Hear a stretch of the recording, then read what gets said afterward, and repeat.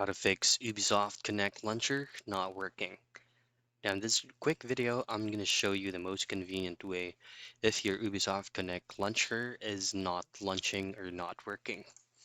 Now I know that there's a lot of troubleshooting steps right there, but I'm going to provide you the most common ones.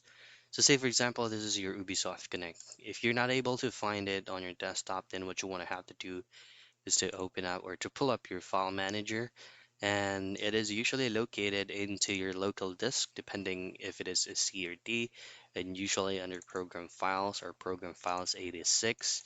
Now what you need to do here is just you need to look for the main folder of your Ubisoft Connect, and once you've located it, all you have to do is to right click on your Ubisoft Connect .exe file and then go to properties, and then under properties go into compatibility, and right here you're just going to tick some options here.